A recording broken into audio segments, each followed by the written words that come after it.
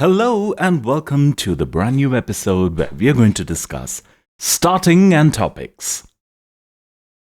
How do you start a conversation? What do you talk about? There is the usual social chit-chat. How is the new baby? Did you enjoy your holiday in Mexico?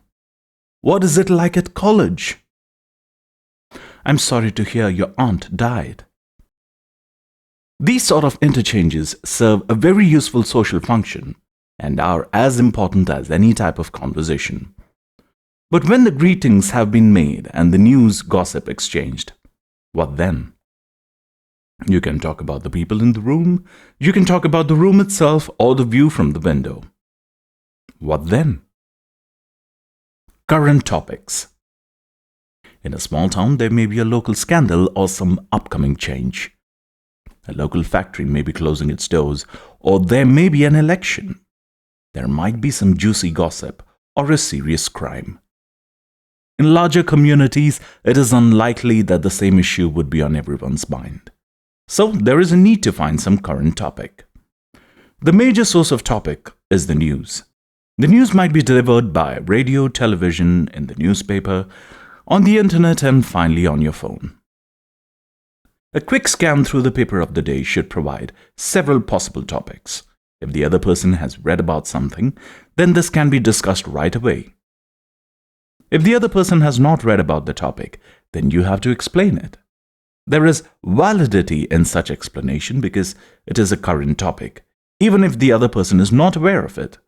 You might begin by saying, "In the paper today there was this story," or "Did you see the report on television about..." What do you do? This is a classic approach and it is a good one.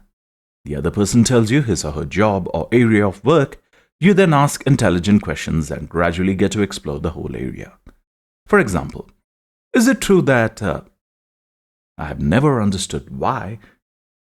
What happens when... what are the most difficult areas in... Some people enjoy talking about their work, but others find it intensely boring. In any case, you need to be ready for the question to be bounced back to you. I sell used cars. What about you? I teach in a junior school. Where do you work? I'm a rocket scientist. What are you? You should be ready to talk with interest about your own area of work. You should have worked this out in advance and pinpointed in your mind the areas that are likely to be of interest to other people. What people do not realize about a DJ is it becomes very tricky when it is very hard when you spend your life trying to tell people what they think they already know. Looking after patients is the easy part. The difficult part is in surgery, you have to know exactly what you're doing because you cannot go back and try it again. The ensuing conversation does not have to stay within the area of a particular occupation. There might be the starting point.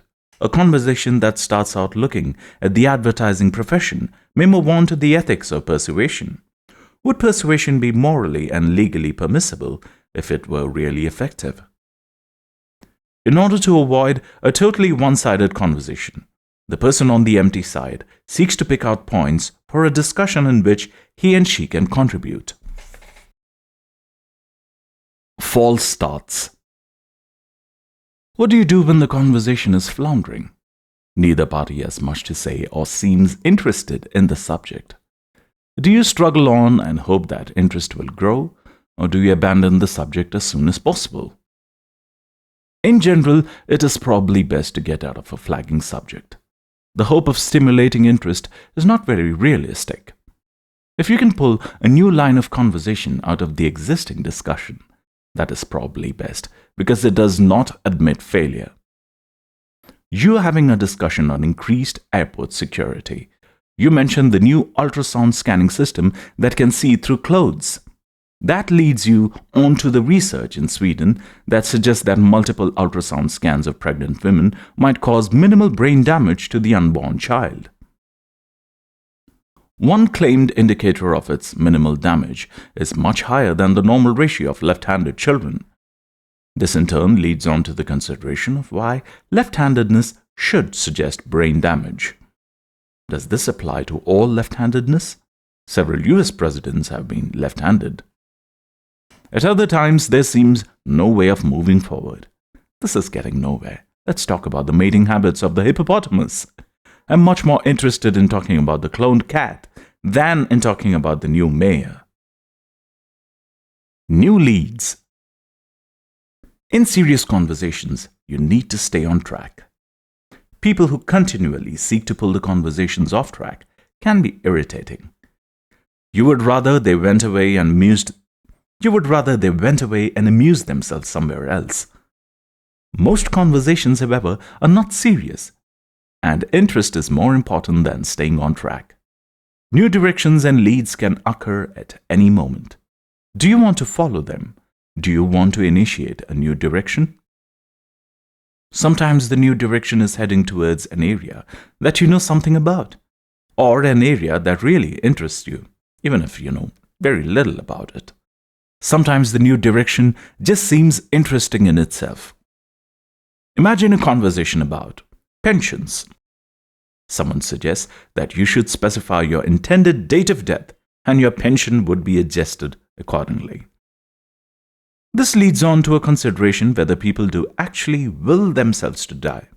When one partner in a devoted couple passes away, the other partner dies soon afterwards. On the other hand, there are people who fight on and refuse to die, even when they are very sick. Through yoga or some other method, would it be possible to train yourself to die? Do some cultures actually do this? When Aboriginals in Australia point bones at a person, for example, that person often dies. In the end, Aboriginal witch doctors have very little to do with pensions. Shaping. This is a form of deliberate diversion. There is an area that you enjoy to talk about. There is an area that seems to interest other people, or so experience suggests. You make a deliberate effort to steer the conversation in that direction. Imagine you're talking about the high divorce rate. Someone mentions that research shows that women usually initiate divorce. Research also shows that the main reason women initiate divorce is when they cannot influence their husband enough. If your husband does not do what you tell them, get a new one. This leads on to the position of women in the society. In Japan, the women seem to be in the background, but they wield a lot of power. They control all finances and family spending. This leads on to the matriarchal Zulu society, and you wanted to talk about Zulus all the time. You shape the conversation to end up with Zulus. Similarly, we are talking about oranges. Oranges supply us with vitamin C, but oranges only grow in certain climates. Where do people in other climates get their vitamin C? Where do people in Africa, for example, get their vitamin C? Where do Zulus get their vitamin C? Now talking about Zulus, do you know that? In this way, you have been guided back to the Zulu principle. If a particular person is known to talk only about a certain subject, however, that can become boring. If every conversation is guided back to the same subject, others may prefer to keep away. Some people are very skillful at guiding a conversation into areas they prefer. They do it subtly, and there is no harm in it. Anger and emotion.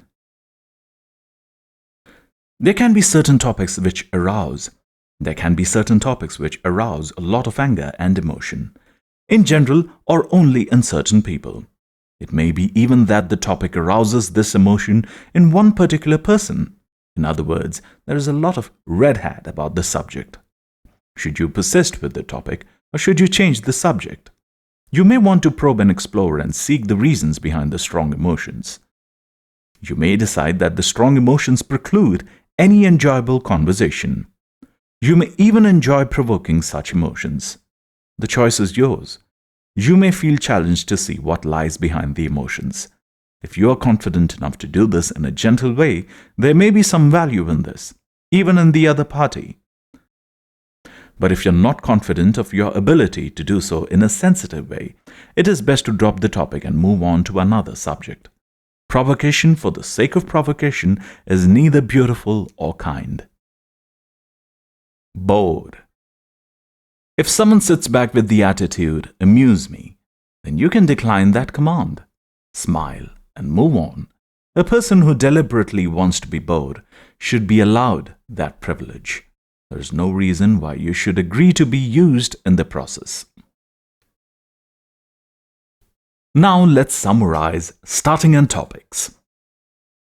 Greetings, the exchange of personal news, and social chit-chat in general have a very important role in themselves.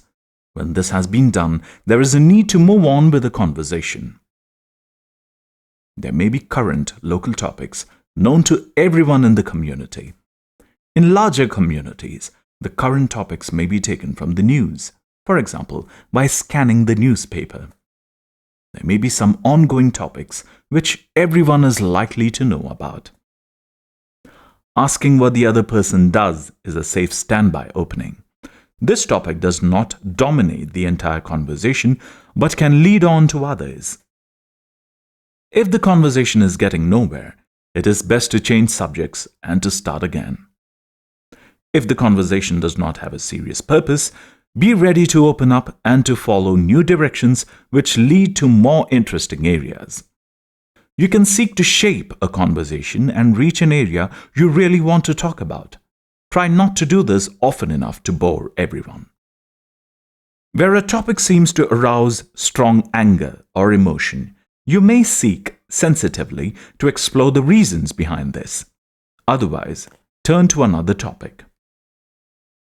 If a person decides to be bored, you have no obligation to offer that sort of service. Smile and move on.